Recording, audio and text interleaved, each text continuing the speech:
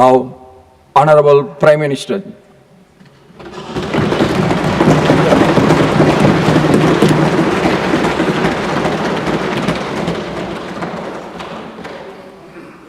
आदरणीय सभापति जी, एक ऐसा अवसर है जो हमें इस सदन में हर 2 वर्ष के बाद कुछ भावुक पलों में डुबो देता है। इस विशेष अवसर पर आपने मुझे अपनी भावनाएं प्रकट करने के लिए जो अवसर दिया, इसके लिए मैं आपका बहुत बहुत आभारी हूं। आदरणीय सभापति जी, सदन के अंदर अनेक विषयों पर चर्चाएं होती हैं। हर किसी का बहुत ही महत्वपूर्ण योगदान होता है। कुछ खट्टे मीठे अनुभव भी रहते हैं, लेकिन आज जब ऐसा अवसर आता है तो स्वाभाविक रूप से दलगत भावना से ऊपर उठ करके हम सबके भीतर एक समान भाव प्रकट होता है। यार, ये हमारे साथी अब किसी और विशेष काम के लिए आगे बढ़ रहे हैं। यहां से जो साथी विदाई ले रहे हैं, कुछ फिर से आने के लिए विदाई ले रहे हैं और कुछ विदाई के बाद यहाँ का अनुभव लेकर के समाज जीवन में कुछ न कुछ विशेष योगदान के लिए जा रहे हैं। जो जा रहे हैं लेकिन आने वाले नहीं हैं, उनको भी मैं कहना चाहूंगा कि राजनीति में कोई फुल स्टॉप नहीं होता है। भविष्य आपका भी इंतजार कर रहा है और आपका अनुभव, आपका योगदान राष्ट्र जीवन में हमेशा हमेशा बना रहेगा। आदरणीय सभापति जी, इस सदन में जो भी सदस्य माननीय हमारे विदाई ले रहे हैं,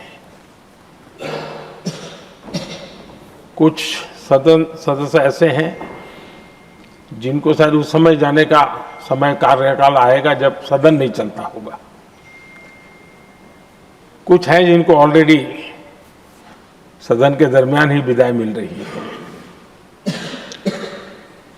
लेकिन ये जाने वाले सभी माननीय सांसदों का बहुत ही उत्तम योगदान है, इसलिए लेकिन मैं जरूर कहूंगा,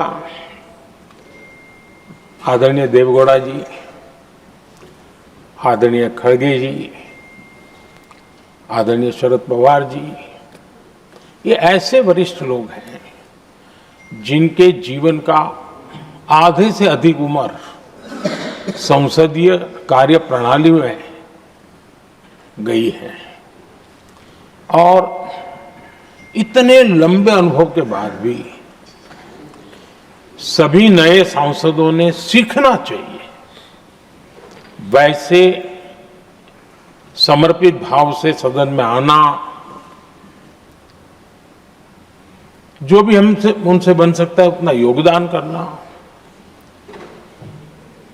यानी समाज में से जो जिम्मेवारी मिली है उसके प्रति पूरी तरह समर्पित रहना, ये इन सब वरिष्ठ लोगों से हम जैसे सबको सीखने जैसा है और मैं उनके योगदान की भूरी भूरी सराहना करूंगा, क्योंकि इतना लंबा कार्यकाल छोटा नहीं होता है, बहुत महत्वपूर्ण है। उसी प्रकार से हमारे उपसभापति जी हरिवंश जी विदाई ले रहे हैं। हरिवंश जी को लंबे समय तक इस सदन में अपनी जिम्मेवारी निभाने का अवसर मिला है। बहुत ही मृदुभाषी,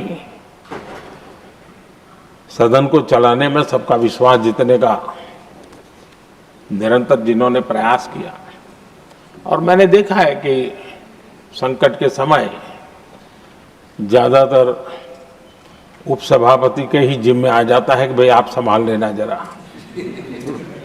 तो उनको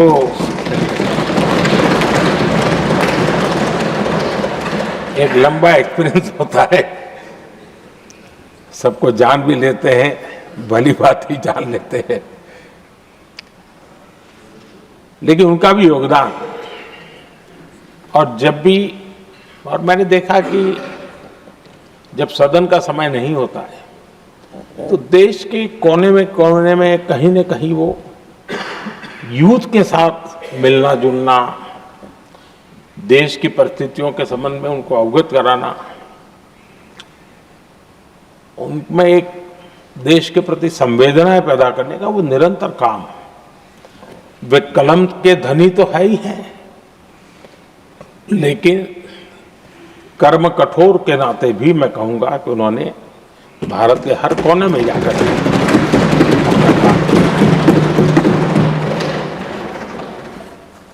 आदरणीय सभापति जी, कभी कभी किसी समय हम सुनते थे कि सदन में बहुत ही हास्य विनोद व्यंग्य का अवसर मिलता रहता है।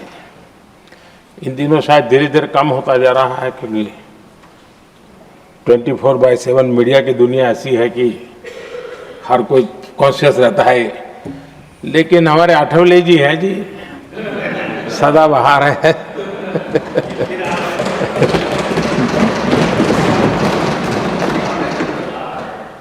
आठवले जी जा रहे हैं, लेकिन यहाँ पर किसी को खोट महसूस नहीं होगी, वो व्यंग्य विनोद भरपूर परोसते रहेंगे। जब ये पूरा भरोसा है। आदरणीय सभापति जी, सदन में से हर 2 साल के अंतराल के बाद एक बड़ा समूह हमारे बीच से जाता है, लेकिन ये ऐसी व्यवस्था है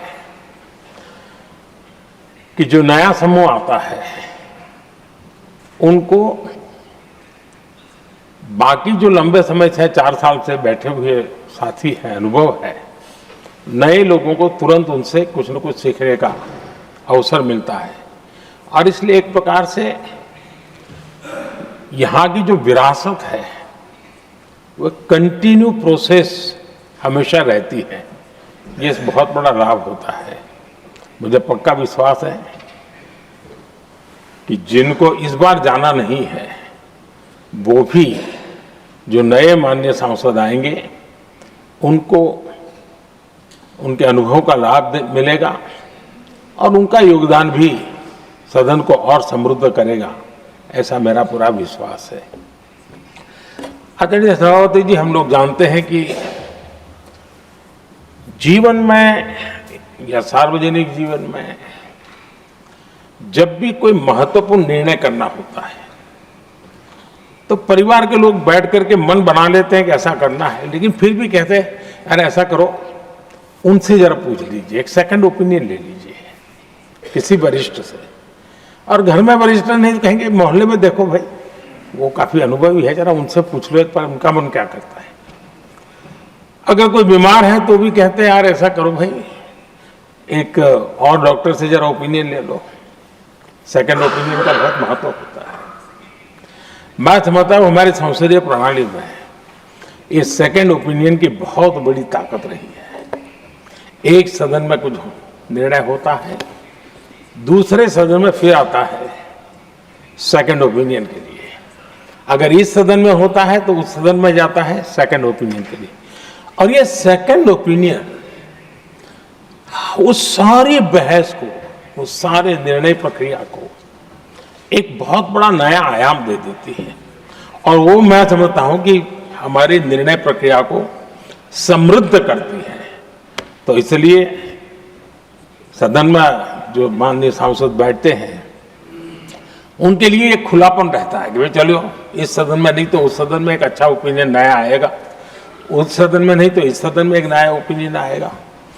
तो ये सेकंड ओपिनियन ये हमारे लोकतंत्र में एक बहुत बड़ा कंट्रीब्यूशन है, जो जिस विरासत को हमें संभालना, हमारे जो माननीय सांसद विदाई ले रहे हैं उनका तो योगदान रहा ही है और इसके लिए भी मैं उनका साधुवाद करता हूं। आदरणीय सभापति जी,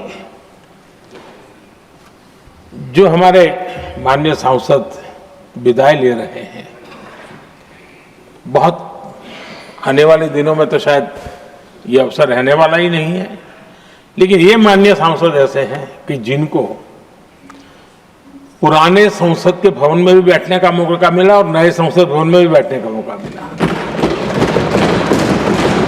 उनको दोनों इमारतों में उनको राष्ट्र के कल्याण के लिए अपना योगदान देने का अवसर मिला है और उनके कार्यकाल में ही उनको इस नए सदन के निर्माण प्रक्रिया में और नए सदन की निर्णय प्रक्रिया में भी हिस्सा बनने का अवसर मिला है। वो एक विशेष उनके जीवन में याद रहेगी, नई स्मृति रहेगी। आदरणीय सभापति जी, मैं सभी माननीय सांसदों के, और मैं मानता हूं कि ये सदन अपने आप में एक बहुत बड़ी ओपन यूनिवर्सिटी है। राष्ट्र जीवन की कई बारीकियों से परिचित होने का अवसर सदन में प्राप्त होता है। एक प्रकार से हमारी यहां शिक्षा भी होती है, हमारी दीक्षा भी होती है। ये 6 साल यहां जो रहने का अवसर मिलता है, वो जीवन को घड़ने का, राष्ट्र जीवन के घड़तर में योगदान का तो महत्व है ही है, क्योंकि निर्णय प्रक्रिया का हिस्सा है, लेकिन स्वयं के जीवन को घड़ने का भी एक अमूल्य अवसर होता है। और इसलिए जब माननीय सांसद यहां आते हैं, उस समय की उनकी जो भी सोच, समझ और क्षमता है, जब जाते हैं तो अनेक गुना वो बढ़ती है, उसका विस्तार होता है, अनुभव की एक बहुत बड़ी ताकत होती है। और तब जाकर के जाने के बाद राष्ट्र जीवन का उनका निरंतर योगदान बना रहे हैं। वे अपने तरीके से व्यवस्था के तहत हो सकते हैं, व्यवस्था के तहत न हो सके, लेकिन उनका अमूल्य योगदान मिलता ही रहे राष्ट्र जीवन के निर्माण में। उनका अनुभव हमेशा हमेशा उपयोगी हो, ये मेरी उन सभी माननीय सांसदों को मेरी शुभकामनाएं हैं।